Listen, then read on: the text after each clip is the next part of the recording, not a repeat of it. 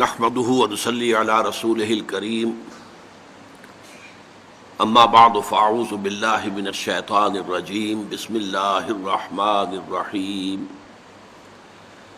الحمد لله رب العالمين الرحمن الرحيم مالك يوم الدين إياك نعبد وإياك نستعين اهدنا الصراط المستقيم صراط الذين أنعمت عليهم غير المغضوب عليهم ولا الضالين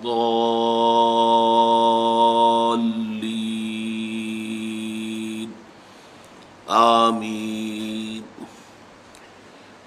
رب اشرح لي صدري ويسر لي أمري واحلل عقدة من لساني يفقهوا قولي اللهم ربنا ألهمنا رشدنا واعذنا من شرور أنفسنا اللهم أرنا الحق حقا وارزقنا اتباعه وأرنا الباطل باطلا وارزقنا اجتنابه آمین یا رب العالمین۔ سورہ فاتحہ پر گفتگو کے ضمن میں آج یہ ہماری 5ویں نشست ہے۔ یہ میں آپ سے عرض کر چکا ہوں کہ اس قرآن حکیم کی عظیم ترین سورت کی تفسیر بیان کرنا کوئی آسان کام نہیں ہے۔ مولانا ابوالکلام آزاد میں آپ کو بتا چکا ہوں کہ انہوں نے 250-300 صفحات بڑے سائز کے اور باریک رسم الخط میں اس سورہ مبارکہ کے بارے میں تحریر کی ہے۔ بہرحال ہمارے اصل میں اس مطالعہ قرآن حکیم کے منتخب نصاب کے ضمن میں جو باتیں ضروری تھیں وہ اس وقت آپ کے سموش گزار کی جا رہی ہیں۔ سورہ فاتحہ کے 3 حصے ہیں، آج وہ مزید مبرہن ہو جائیں گے 3 حصے۔ 2 حصوں کا ہم مطالعہ کر چکے ہیں۔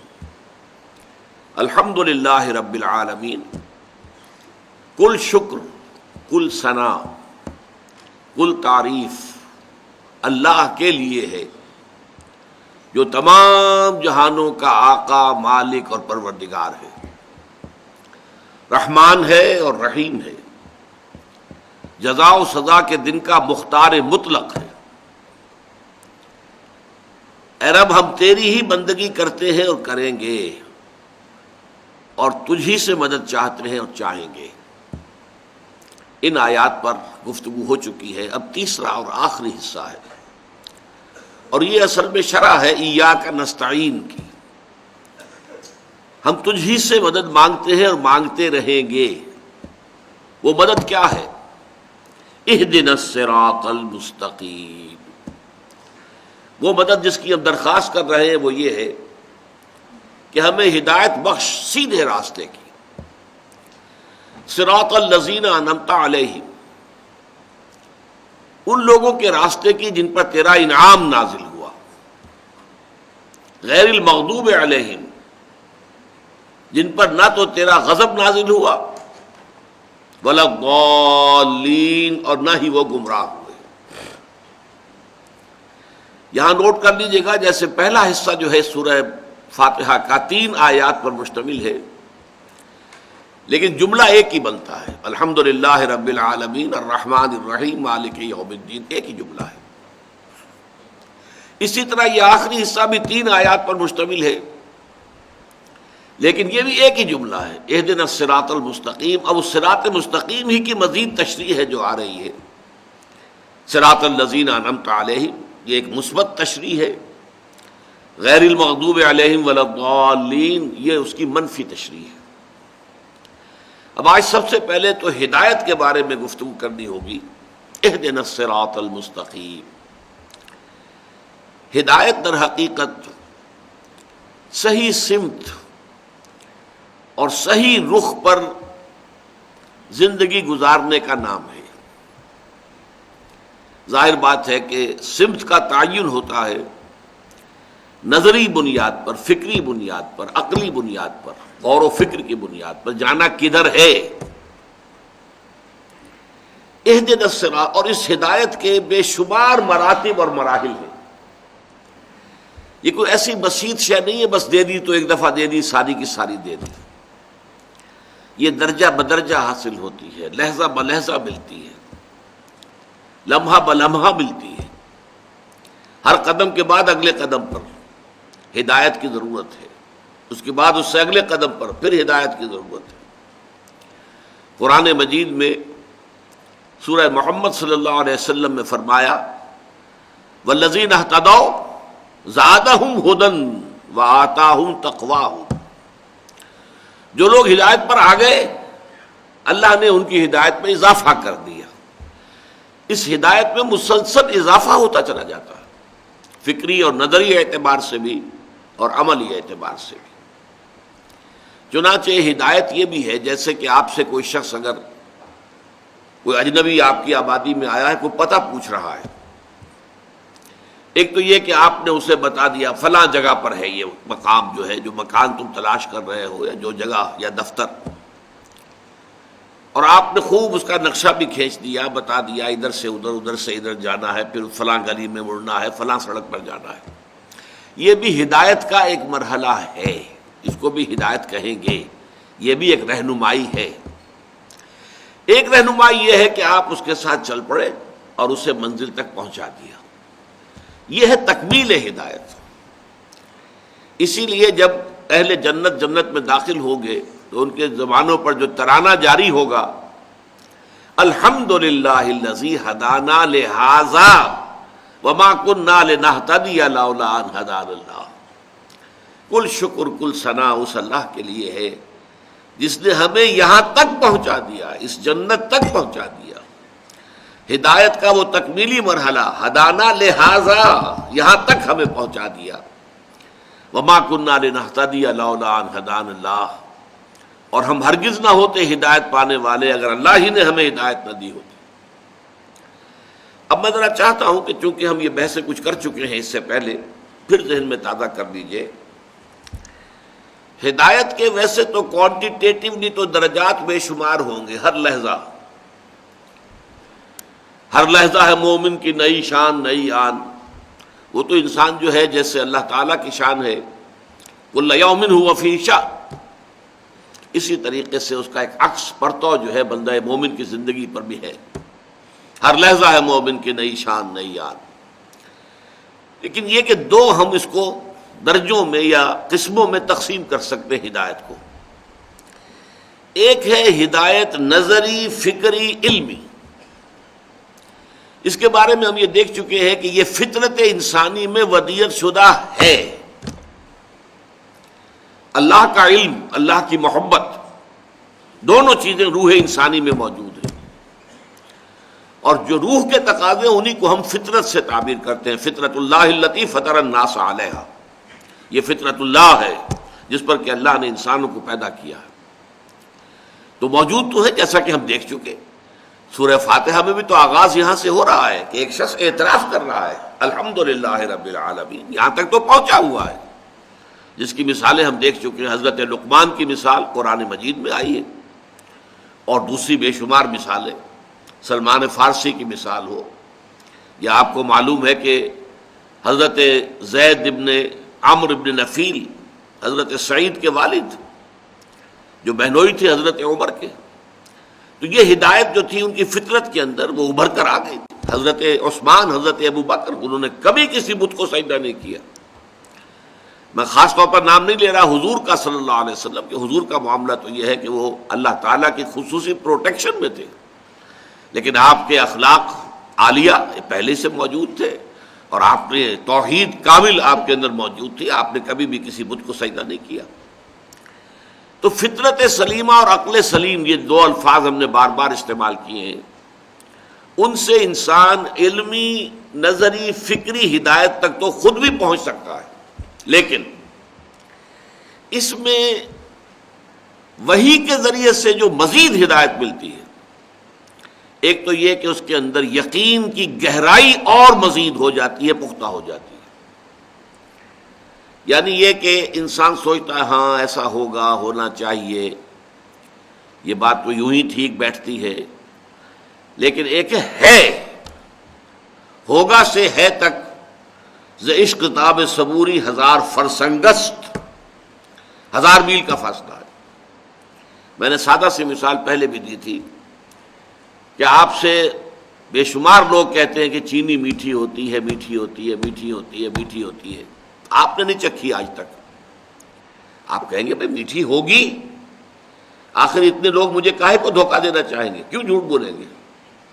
گمان غالب ہے جب اتنے لوگ کہہ رہے ہیں کہ میٹھی ہوگی، میٹھی ہے تو میٹھی ہوگی، لیکن جب آپ چکھ لیتے ہیں تو آپ کہتے ہیں ہے میٹھی ہے۔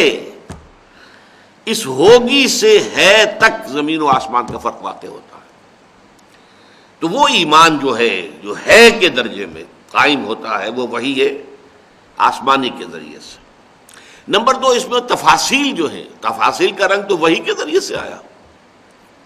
اللہ تعالیٰ کے اسماء، اللہ کی صفات، پھر ملائکہ کا وجود، ظاہر بات ہے کہ وہ ہمارے عقل کے ذریعے سے اس کی دریافت نہیں ہو سکتی تھی۔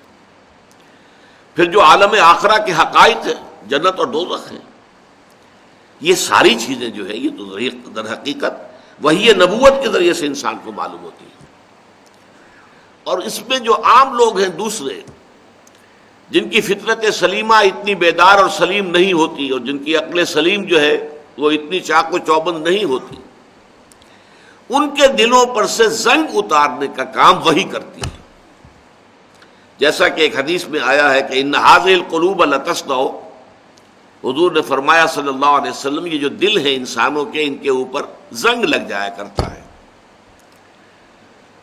تو پوچھا صحابہ نے فما جلاؤها یا رسول اللہ، اے اللہ کے رسول، آپ نے فرمایا کہ دلوں پہ زنگ لگ جاتا ہے، ہماری تلواروں پر زنگ لگتا ہے، ہم سیکل کرتے ہیں، پالش کرتے ہیں، زنگ اتر جاتا ہے، پھر چمکدار تیغ براق بن جاتی ہے۔ تو دلوں کا جو ہے اس کے زنگ کو دور کرنے کی کیا شکل ہے؟ فرمایا کثرت تلاوت القرآن و کثرت ذکر الموت، کثرت سے قرآن کا پڑھنا اور کثرت سے موت کو یاد کرنا، اس سے دلوں کا زنگ اترتا ہے۔ تو جن لوگوں کا وہ عقل سلیم اور فطرت سلیمہ کا معاملہ جن کا ٹھیک ہے، ان کے تو گویا کہ فطری طور پر ان کے اپنے اندر سے یہ ہدایت ابھر کر آ گئی ہے، وہ خود اپنی زبان سے کہہ رہے الحمدللہ رب العالمین الرحمن الرحیم مالک یوم الدین ایاک نعبد و ایاک نستعین اہدنا الصراط المستقیم۔ ایسے لوگوں کے لیے جو ہدایت درکار ہے وہ ہدایت عملی ہے۔ ہدایت عملی کے بھی دو پہلو ہیں، دو درجے ہیں۔ جہاں تک تو انسان کی انفرادی زندگی کا تعلق ہے، اس کے ضمن میں بھی اللہ تعالیٰ نے ہمیں بتایا کہ نفس انسانی میں نیکی اور بدی کی پہچان ودیت کر دی گئی ہے۔ وَنَفْسٍ وَمَا سَوَّاهَا، یہ نفس انسانی شاہد ہے، اور جو اسے تیار کیا ہے، برابر کیا ہے، اسے بنایا ہے، نکھارا ہے، سنوارا ہے۔ فَأَلْهَمَهَا فُجُورَهَا وَتَقْوَاهَا، اور پھر اس میں فجور اور تقوی کا علم الہامی طور پر ودیت کر دیا۔ اسی لیے حضور بسا اوقات صحابہ سے جب کوئی پوچھتے تھے، فرماتے تھے استفتِ قلبک، بھائی جاؤ اپنے دل سے پوچھ لو۔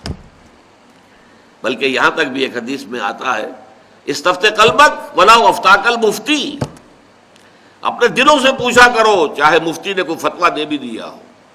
ایک مفتی تمہارے اندر بیٹھا ہوا ہے، تمہارا دل، تمہارا ضمیر، تمہاری روح، صحیح ترین جو ہے وہ ہے در حقیقت بیرومیٹر، وہ بتائے گا ہوا کا دباؤ کیا ہے، یہ شے منکر ہے یا یہ کہ معروف ہے۔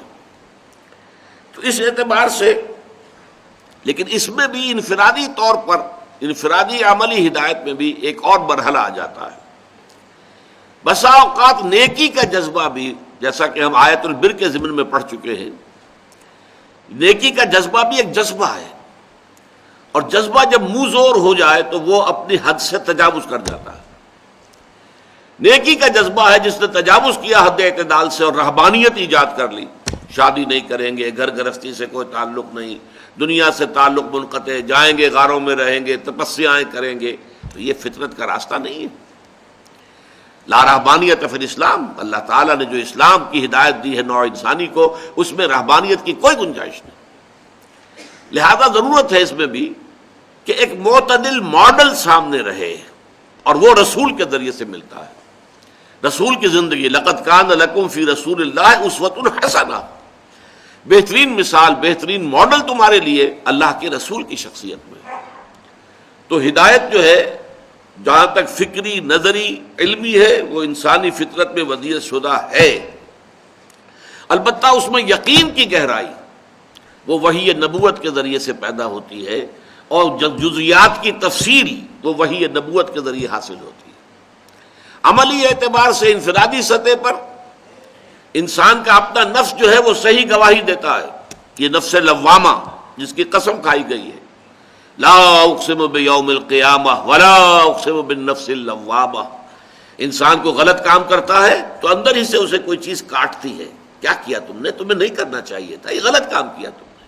یہ ہے تمہارے اندر کی وہ حقیقت کہ جس کا اللہ تعالیٰ نے جس کی قسم کھائی ہے، نفس لوامہ۔ گویا کہ یہ چیز جو ہے انسان کے اندر موجود ہے، جو اسے صحیح رخ کی طرف رہنمائی کرتی ہے، استفت قلبک ولا افتاک المفتی۔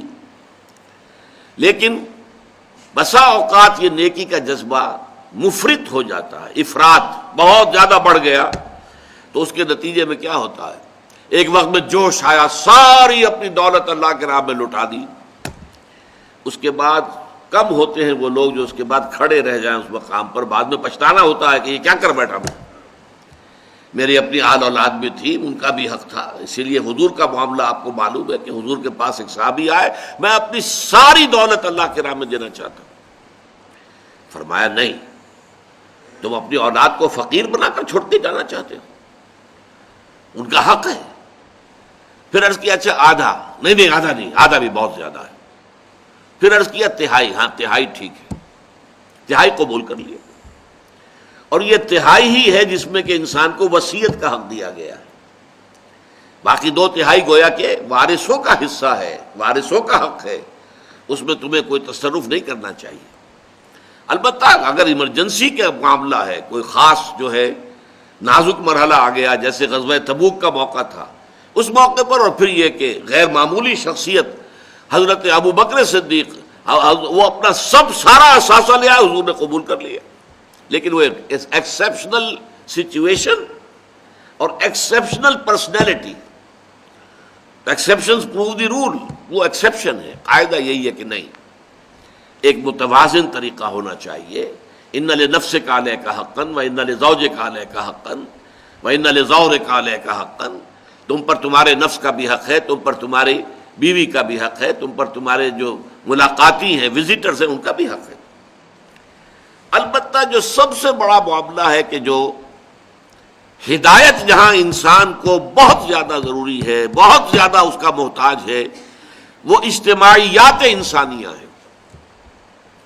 اجتماعی مسائل ایسے ہیں کہ ان کے اندر واقعہ یہ ہے کہ اس قدر پیچیدگیاں ہوتی ہیں، اور اتنے جو ہے یوں سمجھئے کہ اس میں پٹ فالز ہیں، قدم قدم پر دو راہا ہے، تراہا ہے، چوراہا ہے، اور انسان جو ہے بیولڈرڈ کھڑا رہ جاتا ہے، متحیر، کدھر جاؤں، ادھر جاؤں، ادھر جاؤں، ادھر جاؤں۔ وہاں آ کر در حقیقت اصل ہدایت کی ضرورت پڑتی ہے۔ میں بیان کر چکا ہوں آپ سے اس سے پہلے، انسانی تمدن میں سب سے بنیادی مسئلہ عورت اور مرد کے درمیان کیا مساوات ہو، حقوق و فرائض کی کیا تقسیم ہو، جو معتدل ہو، منصفانہ ہو، لیکن یہ کہ نظم جو ہے، گھر کا نظم، فیملی سسٹم، اس کو بھی مضبوط رکھے۔ اسی طرح معاشرہ یا ریاست اور شہری یا عام فرد، ان کے درمیان کیا توازن ہو، ریاست ٹوٹلیٹیرین نہ بن جائے، جابر نہ ہو جائے، جیسے کہ رشیا میں تھی کمیونزم میں، کہ کوئی کسی کو بولنے کا حق حاصل نہیں ہے، نہ جماعت سازی کا حق حاصل ہے، کچھ نہیں، بس کام کرو اور اپنی ویجز لو، روٹی کھاؤ، اللہ اللہ خیر صلی اللہ، حیوانوں کی سطح پر زندگی گزارو۔ یا پھر دوسری انتہا یہ ہوتی ہے مادر پدر آزاد، ہم بالکل ننگے چلنا چاہتے ہیں سڑک کے اوپر، آپ کون ہیں ہمیں روکنے والے، ہماری آزادی، ہمارا حق ہے۔ ہم جو ہے ہومو سیکشولز ہیں، بڑے فخر سے کہتے ہیں، اب تو یہ چیز کسی درجے میں بھی شرم کی بات ہی نہیں رہی ہے مغرب کے اندر، ہومو سیکشول صاف اعلان کرتے ہیں، پریسٹ تک کے لیے، پادریوں کے لیے، ان کے لیے اجازت ہے، ہومو سیکشولز جو ہیں وہ پادری ہو سکتے ہیں وہاں پر، یہ سرے سے کوئی عیب ہے ہی نہیں۔ ہم جنس پرستی، شادیاں ہو رہی، تو یہ مادر پدر آزادی ہے، اور یا ٹوٹلیٹیرین نظام ہو جاتا۔ اسی طرح سرمایہ اور مزدور، ظاہر بات ہے کہ مزدور تو اپنی مصلحتیں دیکھتا ہے، سرمایہ دار جو ہے وہ اپنی مصلحت دیکھتا ہے، ان درمیان توازن کیا ہو۔ کوئی آج تک نہیں بتا سکا کہ ایک کارخانہ ہے، کارخانے میں 10 کروڑ روپیہ لگا ہوا ہے، یہ انویسٹمنٹ ہے، 10,000 آدمی کام کر رہا ہے۔ اب جو کچھ بھی وہاں کا پروڈیوس ہے، جو پروڈکٹ ہے، جو پیدا ہو رہا ہے، پیداوار ہے، ان دونوں چیزوں کا حصہ ہے، سرمایہ کا بھی حصہ ہے۔ سرمایہ نہ ہوتا، مشینیں نہ آتی، یہ کارخانہ نہ لگتا تو کیسے مزدور کام کرتے؟ اور مزدوروں کا بھی حصہ ہے، وہ مزدور کھڑے ہو کر وہاں کام نہ کریں مشینوں کے اوپر تو مشینیں کیا دے دیں گی آپ کو؟ کچھ بھی نہیں۔ لیکن جو پروفٹ ہے اس میں کتنا حصہ مزدوروں کو جانا چاہیے، کتنا حصہ سرمایہ کو، کون طے کرے گا اس کو؟ سرمایہ دار یہ چاہے گا کہ کم سے کم مزدوروں کے پاس جائے اور زیادہ سے زیادہ میرے پاس آئے، مزدور یہ چاہے گا زیادہ سے زیادہ ہمیں ملے، کارخانے دار کو تو کچھ بھی نہ ملے تب بھی کوئی بات نہیں، اس کے پاس تو پہلے ہی بہت کچھ ہے۔ اسی کے طریقے کوہکن میں بھی وہی ہیلے ہے پرویزی، جو بادشاہ جو ہے جو ہیلے کرتا ہے وہی مزدور بھی کرتا ہے۔ مزدور جو ہے ایسا نہیں ہے کہ وہ بالکل فرشتہ ہے۔ اس حوالے سے یہ در حقیقت ہدایت خداوندی کا اصل میدان ہے۔ اور اب یہ بات نوٹ کیجئے، یہ ہدایت ہے جو محمد الرسول اللہ پر تکمیل کو پہنچی ہے، نظام زندگی کی اصلاح، دین الحق، الیوم اکملت لکم دینکم واتممت علیکم نعمتی ورضیت لکم الاسلام دینا۔ آج کے دن میں نے تمہارے لیے دین کو کامل کر دیا، مکمل نظام زندگی، complete politico socio economic system دیا ہے محمد الرسول اللہ صلی اللہ علیہ وسلم نے، بلکہ کہنا چاہیے اللہ نے دیا ہے محمد الرسول اللہ صلی اللہ علیہ وسلم کے ذریعے۔ محمد کی کنٹریبیوشن یہ ہے کہ انہوں نے اپنی محنت سے، جد و جہد سے، مسلسل سعی سے اس کا ایک ماڈل قائم کر کے دنیا کو دکھا دیا۔ ماننے پر مجبور ہے، گھٹنے ٹیک کر ماننے پر مجبور ہے کہ ویسا نظام، اس کے آس پاس کا نظام بھی تاریخ انسانی میں کبھی دنیا میں قائم نہیں ہوا۔ کسی سے پوچھ لیجئے، ایم این رائے سے پوچھ لیجئے، ایچ جی ویلس سے پوچھ لیجئے، ڈاکٹر مائیکل ہارٹ سے پوچھ لیجئے، جس سے چاہے پوچھ لیجئے۔ یہ ہے اصل میں کہ جو ہدایت کی تکمیل ہوئی ہے محمد الرسول اللہ صلی اللہ علیہ وسلم۔ دوسری بات یہ نوٹ کیجئے کہ یہاں صراط کا لفظ آیا، اہدنا الصراط المستقیم۔ صراط راستے کو کہتے ہیں، چلنا۔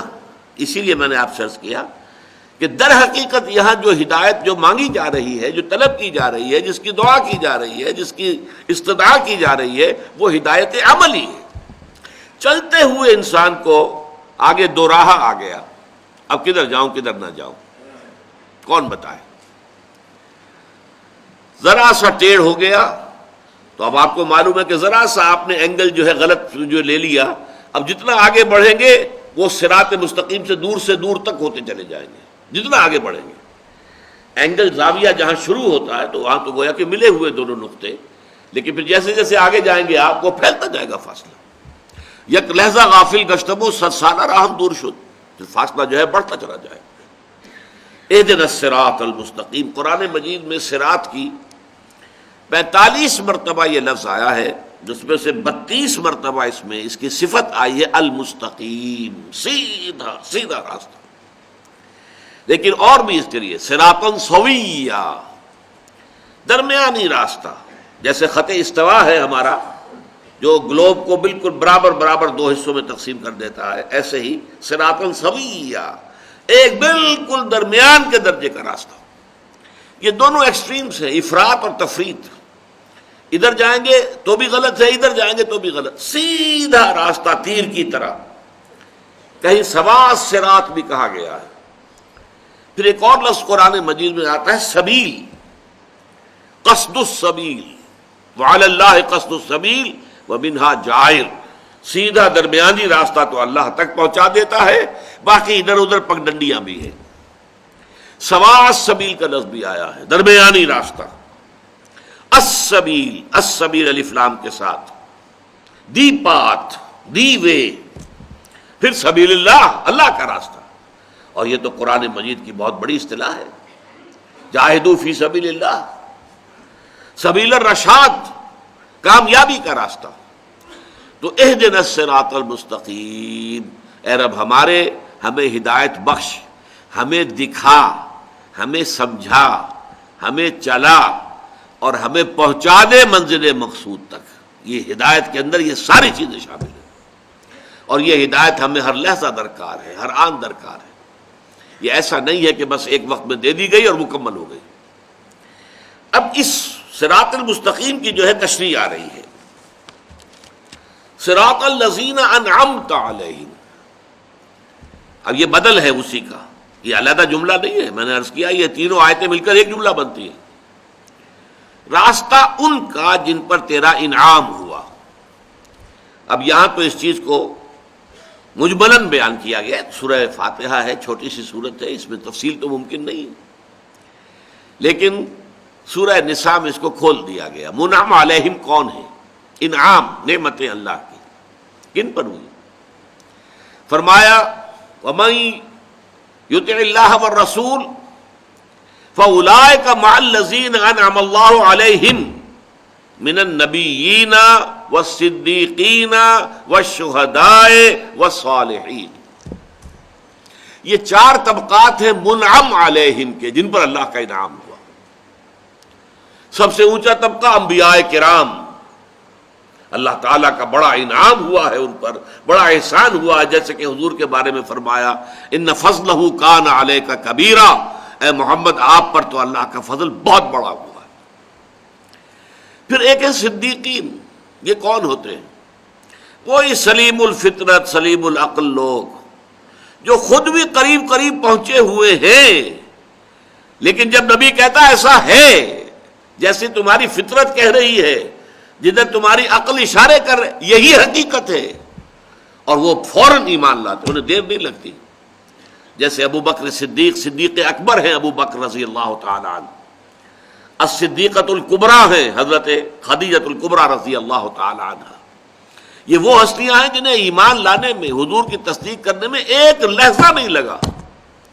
حضور فرماتے ہیں میں نے جس شخص کے سامنے بھی ایمان کی دعوت رکھی، اس نے کچھ نہ کچھ تردد ضرور کیا، سوچا، توقف کیا، سوائے ابو بکر کے کہ جیسے ہی میں نے کہا فوراً تصدیق کر دی۔ کیوں؟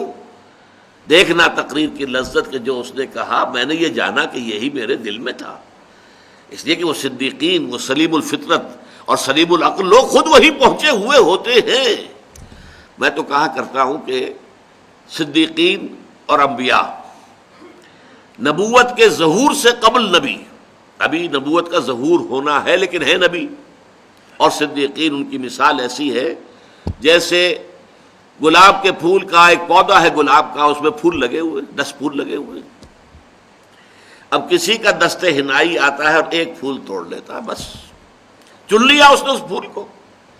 صدیقین میں سے اللہ تعالیٰ جس کو چن لے وہ اللہ کا نبی بن گیا، باقی سب اس کے ساتھ جمع ہو گئے پروانوں کی طرح۔ یہ شکل ہے، اس لیے حضرت ابراہیم کو سورہ مریم میں کہا کہ صدیقا نبیا، انہ کان صدیقا نبیا، نبوت کے ظہور سے قبل بھی وہ صدیق تھے، ان کی شخصیت خالص تھی، اور وہ سلیم الفطرت تھے، سلیم العقل تھے۔ اس کے بعد دوسرا درجہ شہداء کا ہے۔ شہداء انہیں کہتے ہیں جدید اصطلاح میں، آپ سمجھیے صدیقین جو ہے وہ انٹروورٹ لوگ ہوتے ہیں، غور و فکر کرتے رہتے ہیں، سوچتے رہتے ہیں، غور و فکر کر کے وہاں تک پہنچ چکے ہوتے ہیں، آس پاس پہنچے ہوتے ہیں، یہاں تک کہ اللہ نے کسی ایک کو چن لیا، اس نے ندا لگائی آمنو باللہ ہے، اور وہ ایمان لے آئے، لاؤ ایمان مجھ پر اور اللہ پر، وہ ایمان لے آئے۔ ایک وہ ہوتے ہیں کہ جن کی فطرت کے اوپر کچھ پردے پڑے ہوتے ہیں، کچھ حجابات ہیں، غور و فکر کی طرف توجہ ہی نہیں ہے، کھلنڈرے لوگ ہیں، ادھر جا رہے ہیں ادھر جا رہے ہیں، چلت پھرت ہیں، جن کو ایکسٹروورٹس کہا جاتا ہے جدید سائیکالوجی میں۔ انٹروورٹس دروبین، جو علیحدگی میں بیٹھنا زیادہ پسند کرتے ہیں، انہیں محفل اتنی زیادہ پسند نہیں ہوتی جتنا کہ تخلیہ، علیحدہ ہو، غور و فکر کریں، اپنے من میں ڈوب کر پا جا سراغ زندگی۔ ایک وہ ہوتے ہیں جن کا خارج سے زیادہ تعلق ہوتا ہے، کھول آنکھ زمین دیکھ، فلک دیکھ، فضا دیکھ، اور پھر یہ کہ خارج میں ہے تو بھاگ دوڑ ہے، ملنا جلنا ہے، ہنسنا ہے، ہنس رہے ہیں، باتیں کر رہے ہیں، ٹھٹے لگا رہے ہیں، یا کسی کو چلتے کو دھکا دے دیا ہے، کندھا مار دیا ہے، جاتے جاتے جو ہے وہ خامخواہ لڑائی مول لینے کو جی چاہ رہا ہے، اپنی قوت کے ظہور کا جو ہے۔ اور یہ نوٹ کر لیجئے حضرت عمر رضی اللہ تعالیٰ عنہ اسی طرح کے انسان تھے۔ ابو بکر تھے غور و فکر اور سوچ بچار کرنے والے، سلیم الفطرت انسان. حضرت عمر کا وہ نقشہ نہیں تھا، یہ دوسرا نقشہ تھا. ان لوگوں کو دیر لگ جاتی ہے ایمان لانے میں، 6 سال لگ گئے. اور نہ صرف عمر، حضرت حمزہ بھی رضی اللہ تعالی عنہما. حضرت حمزہ تو سگے چچا ہے، دودھ شریک بھائی ہے، خالہ زاد بھائی ہے، اتنے 3 رشتے حضور کے ساتھ ہیں، نہایت محبت کرنے والے. لیکن ان کا معاملہ کیا تھا؟ سیر اور شکار. بس نکل گئے صحرا کے اندر، کئی دن جو ہے گھوم رہے ہیں، شکار کر رہے ہیں، گوشت کھا رہے ہیں، اور بہت دنوں کے بعد آ گئے گھر. انہوں نے سوچا ہی نہیں کبھی کہ یہ کیا کہہ رہا ہے میرا بھتیجا، اس کی دعوت کیا ہے، یہ کیا ہوا ہے اس کو، کچھ نہیں. یہ لوگ جو ہوتے ہیں ان کے اوپر جو غلاف ہوتا ہے، جو ان کی اپنی شخصیت اور اپنی فطرت سلیمہ کے گرد جو غلاف آ گیا ہے، وہ پنکچر ہوتا ہے کسی جذباتی اپیل سے، عقلی اپیل سے نہیں، جذباتی اپیل سے. عقلی تو ان کا مزاج ہی نہیں، نظری و فکری اور عقلی تو مزاج ہی نہیں، لہذا کوئی عقلی دلیل انہیں اپیل نہیں کر سکتی. ان کو جذباتی ہے. جذبات کیا تھے؟ حضرت حمزہ آئے ہیں شکار سے، واپس گھر نہیں پہنچے ہیں. وہی کنیز اس نے کہا آج تو ابو جہل نے آپ کے بھتیجے کے ساتھ بہت برا سلوک کیا، یعنی حضرت محمد کے ساتھ صلی اللہ علیہ وسلم. اچھا ابو جہل نے کیا؟ گھر میں نہیں داخل ہوئے، سیدھے پلٹے. جو اس کا جہاں اس کی بیٹھک تھی، اس کا اوطاق جسے کہتے ہیں سندھ میں، پہنچ گئے.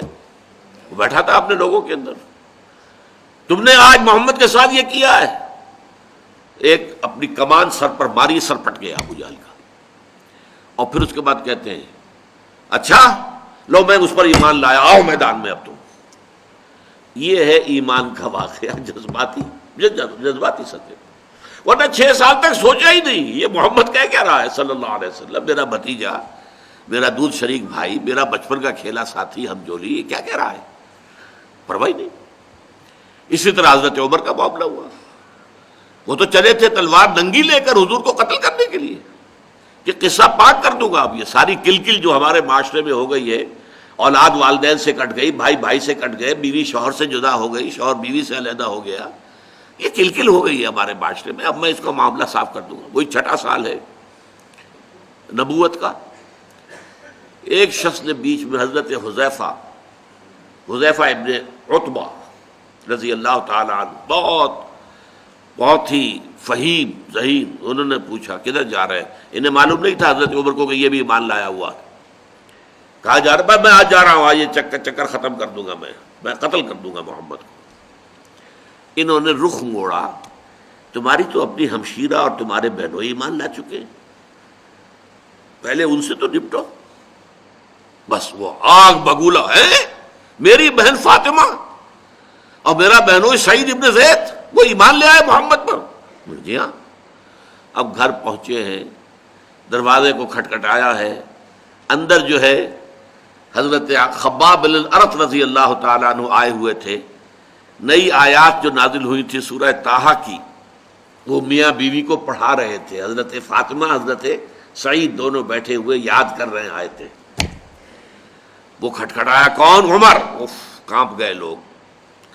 تو انہیں تو چھپایا کہیں حضرت خباب کو، ورنہ تو پتہ نہیں ان کو تو قتل کر دیتے، فوراً گردن اڑا دیتے. اب آئے گھر میں اور آ کر انہوں نے پہلے تو بہنوئی کو مارنا شروع کیا. تم ایمان لے آئے ہو. بہن درمیان میں آئی تو اسے لہو لہان کر دیا مار مار کر. اب بہن کے زبان سے کلمہ نکلا، عمر چاہے تم ہمیں ہلاک کر دو، اب ہم اس دین کو چھوڑنے والے نہیں ہیں. بس اس پر جو ہے کایا پلٹ ہو گئی ہے. یہ کیا شے ہے، کیا چیز ہے جس نے صنف نازک کے اندر اتنی عظیمت، اتنی ہمت، اتنا استقلال، جان دینے کو تیار ہے.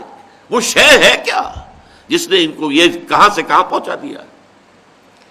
اسی لیے اقبال نے کہا ہے مسلمان عورت سے خطاب کر کے، تمہیں دانی کے سوز قراتے تو دگردوں کرد تقدیر عمر را. وہ بھی ایک خاتون ہی تھی نا، فاطمہ بنت خطاب. ان کا وہ جو بھی جذبہ ایمانی سامنے آیا ہے حضرت عمر کے، اس نے ان کی قسمت بدل دی. اچھا مجھے بتاؤ کیا پڑھ رہے تھے تم؟ بہن نے کہا نہیں، تم نجس ہو، مشرک ہو، تم ان کو ہاتھ نہیں لگا سکتے اور آنکھ کو. غسل کرو، غسل کیا، ایمان لے آئے۔ اب حضور کی خدمت میں حاضر ہوئے ہیں تو جیسے کہ اس معاشرے میں رواج تھا کہ غلام جو تھے وہ اپنی تلوار جو ہے وہ اپنی گردن میں لٹکایا کرتے تھے، تو گردن میں لٹکا کر تلوار لے کے آئے ہیں، غلام کی حیثیت سے آئے، یہ کہلاتے ہیں شہداء۔ لیکن یہ وہ لوگ ہوتے ہیں کہ ایکٹیو بہت ہوتے ہیں، کیونکہ پہلے ہی سے ایکسٹروورٹس ہیں، بھاگ دوڑ، یہ وہ، لڑنا بھڑنا، یہ تو ان کی عادت ثانیہ تھی، کشتیاں کرنا، مقابلے کرنا۔ لہذا جب یہ شہداء آتے ہیں تو عملی اعتبار سے دین کی دعوت جو ہے وہ تیزی سے آگے بڑھتی ہے۔ حضرت عمر، حضرت حمزہ کے ایمان لانے پر جو حیثیت مسلمانوں کی مکے میں ہو گئی تھی وہ پہلے نہیں تھی۔ پھر چوتھے درجے میں صالحین، نیک مسلمان، یہ بیس لائن ہے، یہاں سے کوئی ترقی کرے تو مرتبہ شہادت پر فائز ہو جائے، یا یہ کہ وہ اپنی مزاج کی مناسبت سے اگر انٹروورٹ ہے تو وہ صدیقیت کے مقام پر چلا جائے۔ نبوت کا مقام بند ہے، یہ تو اب انسان کے لیے یہ مقام پہلے بھی وہبی تھا، اکتسابی نہیں تھا، اپنی محنت سے، مشقت سے، ریاضت سے، تپسیا سے، عبادت سے نبوت حاصل نہیں کی جا سکتی تھی۔ ولایت کا مقام حاصل ہو سکتا ہے، عبدیت کاملہ کا مقام حاصل ہو سکتا ہے، لیکن نبوت نہیں، پہلے بھی وہبی تھی اور اب وہ بند ہے۔ لیکن بقیہ جو ہے یہ دو درمیانی مراحل، عام جو بھی صالحین مومنین ہیں، نیک سرشت لوگ، وہ محنت کریں اٹھ سکتے ہیں، یہ مقامات بلند کھلے ہیں۔ تو یہ ہے آیت صراط الذین انعمت علیہم، راستہ ان کا جن پر تیرا انعام ہوا، اور میں نے اس کی وضاحت کر دی، یہ کون ہے؟ من النبیین والصدیقین والشہداء والصالحین وحسن اولئک رفیقا، جسے بھی آخرت میں میدان حشر میں ان کی معیت حاصل ہو گئی، ان کے ساتھ اٹھنا نصیب ہو گیا، ظاہر بات ہے کہ اس سے بڑا خوش قسمت اور کون ہوگا۔ آخری آیت ہے غیر المغضوب علیہم ولا الضالین، اس میں غیر جو ہے زیر ہے اس پر، غیر المغضوب، اس لیے یہ الذین کا بدل ہے، صراط الذین انعمت علیہم، راستہ ان کا جن پر کہ تیرا انعام ہوا۔ وہ الذین کی مزید وضاحت ہے اسی کے بدل کے طور پر، جن پر نہ تو تیرا غضب نازل ہوا اور نہ وہ گمراہ ہوئے۔ اب یہ جو ہے آیت، اگرچہ اس کے ترجمے میں کافی یہ جو ترکیب نحوی ہے اس کی خاصی مشکل ہے، پھر یہ کہ ایک قرات جو ہے وہ غیر المغضوب علیہم بھی ہے، جس سے نتیجہ نکلتا ہے کہ صراط سے بدل ہے، یہ نہ راستہ ان لوگوں کا نہیں کہ جن پر تیرا غضب نازل ہوا اور نہ وہ گمراہ ہوئے، ان لوگوں کا اور یا گمراہ ہوئے ان کا راستہ نہیں۔ لیکن تقریباً اجماع ہے، شاہ عبد القادر رحمۃ اللہ علیہ کا ترجمہ بھی اسی بنیاد پر ہے جو میں عرض کر رہا ہوں، کہ یہ غیر جو ہے یہ بدل ہے الذین کا، راستہ ان کا جن پر تیرا انعام نازل ہوا، جو نہ مغضوب علیہم ہوئے اور نہ ضالین ہوئے، جن پر نہ تیرا غضب نازل ہوا نہ ہی وہ گمراہ ہوئے۔ بہرحال روایت حفص جو ہے اس میں یہی ہے غیر المغضوب، شاذ روایت جو ہے غیر المغضوب کی بھی ہے لیکن اس کو کوئی قبولیت عام حاصل نہیں ہے۔ اب یہاں نوٹ کیجئے اس سے مراد کیا ہے۔ مغضوب علیہم وہ ہیں جنہیں ہدایت ملی ہو اور پھر وہ اپنی شرارت نفس کی وجہ سے اس ہدایت کو اپنے سے جدا کر دیں، ہدایت سے محروم ہو جائیں، ہدایت کا راستہ ترک کر دیں اپنی شرارت نفس کی وجہ سے، ان پر اللہ کا غضب نازل ہوتا ہے، اللہ کا غصہ، اللہ کا غضب۔ اور ضالین وہ ہیں جو یا تو ابھی ہدایت کے طالب ہیں، متلاشی ہیں، ہدایت ملی نہیں ہے ابھی، اور یا یہ ہے کہ وہ کسی شرارت نفس کی وجہ سے نہیں، کسی مغالطے کی وجہ سے یا کسی اچھے جذبے میں افراط پیدا ہونے کی وجہ سے گمراہ ہو گئے۔ ان دونوں کو فرق کو سمجھ لیجئے۔ ایک وہ ہے جنہیں ہدایت ملی، اب اس کی سب سے بڑی مثال یہی وجہ ہے کہ ہمارے ہاں تمام تفاسیر میں آپ کو ملے گا کہ مغضوب علیہم سے مراد یہود، ضالین سے مراد نصارہ، عیسائی۔ مغضوب علیہم یہود، جن کے پاس کتاب تھی، تورات تھی، ہدایت ملی، اللہ تعالیٰ نے انہیں چنا، بہت اونچا مقام دیا. یا بنی اسرائیل اذکروا نعمتی التی انعمت علیکم وانی فضلتکم علی العالمین. سورہ بقرہ میں 2 مرتبہ یہ آیت آئی ہے. چھٹے رکوع کی پہلی آیت بھی یہی ہے اور 15ویں رکوع کی پہلی آیت بھی بعین ہی یہی ہے. لیکن انہوں نے اپنی شرارت نفس کی وجہ سے، اپنے دل کی گمراہی کی وجہ سے، اپنی خواہشات و شہوات کی پیروی کرنے کی وجہ سے کتاب کو اپنی پیٹھوں کے پیچھے پھینکنے کے باعث نبذ فریق من الذین اوتوا الکتاب کتاب اللہ وراء ظہورہم، اپنی پیٹھوں کے پیچھے پھینک دی اللہ کی کتاب. لہذا ان پر اللہ کا غضب نازل ہوا، اللہ تعالیٰ ناراض ہوئے، اللہ کی سزائیں ان پر نازل ہوئی. ویسے تھوڑی دیر کے لیے توقف کر کے ذرا سوچ لیجئے، آج ہم مسلمان بحیثیت امت اسی مقام پر ہیں. ہمارے پاس قرآن ہے، شریعت محمدی ہے، اسوہ محمدی ہے، لیکن پوری دنیا میں کہیں کسی ملک میں مکمل اسلامی نظام ہم نے قائم نہیں کیا. کہاں ہے؟ اس ملک میں نہیں ہوا جو اسلام کے نام پر بنا، جس میں لاکھوں نے جانیں دی ہیں، قربان ہوئے ہیں، ہزارہا عصمتیں لوٹی ہیں، عورتیں اغوا ہوئی ہیں. 1947 کے ہولناک حالات، نوجوانوں کو کیا معلوم کیسی خونی تقسیم تھی یہ ہندوستان کی. اس خونی تقسیم کا مقصد کیا تھا؟ ہمیں ایک آزاد ملک مل جائے جس میں کہ ہم اللہ کے دین کا بول بالا کریں، اللہ کی کہ رسول کا دیا ہوا دین حق اسے غالب کر دیں، قائم کر دیں، نافذ کر دیں. پوری دنیا کے لیے روشنی کا ایک مینار بنا دیں، جیسے سمندروں میں روشنی کے مینار ہوتے ہیں کہ جس سے پتہ چل جاتا ہے جہازوں کو کہ ادھر خطرہ ہے، یہاں چٹانیں ہیں، بچ کر نکلو. لیکن کہاں ہے اسلام؟ آج مغضوب علیہم، میری ایک کتاب ہے سابقہ اور موجودہ مسلمان امتوں کا ماضی، حال اور مستقبل. سابقہ امت مسلمہ یہود، وہ امت ہے حضرت موسیٰ کی، انہیں دی گئی تورات، انہیں دی گئی شریعت موسوی، اور پھر ذمہ دار بنائے گئے. مثل الذین حملوا التوراۃ ثم لم يحملوها كمثل الحمار يحمل اسفارا.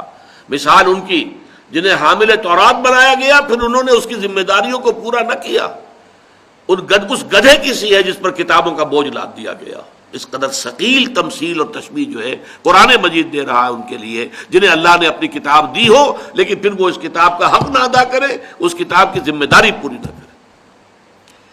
تو یہ ہے اصل میں مغضوب علیہم. اس کتاب میں قرآن کا قانون عذاب کیا ہے میں نے تفصیل سے بحث کی ہے. اور آج ہم ضربت علیہم الذلۃ والمسکنۃ وباؤوا بغضب من اللہ، ذلت اور مسکنت آج مسلمانوں پر طاری ہے، یہودیوں پر کہاں ہے؟ شیرون جو کچھ کر رہا ہے، جس دھڑلے کے ساتھ کر رہا ہے، ڈنکے کی چوٹ کر رہا ہے، جو کچھ کر رہا ہے پوری دنیا دیکھ رہی ہے. وہ اٹھا کر یوں پھینکتا ہے، یونائٹڈ نیشن کی قرارداد اٹھا کر پھینک دی، کوئی پرواہ نہیں. نہ اسے امریکہ کی کسی اپیل کی پرواہ ہے، کوئی پرواہ نہیں. اسے معلوم ہے امریکہ تو میری مٹھی میں ہے، وہ تو دنیا کو دھوکہ دینے کے لیے وہ بات کہہ دیتا ہے، باقی تو ہے میری مٹھی کے اندر. مسلمان ہیں، پٹتے ہیں تو رحمتیں ہیں تیری اغیار کے کاشانوں پر، اور برف گرتی ہے تو بیچارے مسلمانوں پر. تو مغضوب علیہم کی مثال قدیم میں یہود، اور آج بدقسمتی سے ہم مسلمان اس کی مثال ہیں. وَلَضَّالِّينَ کے بارے میں انشاءاللہ اگلی نشست میں عرض ہوگا. اقول قولی ھذا واستغفر اللہ لی ولکم ولسائر المسلمین والمسلمات.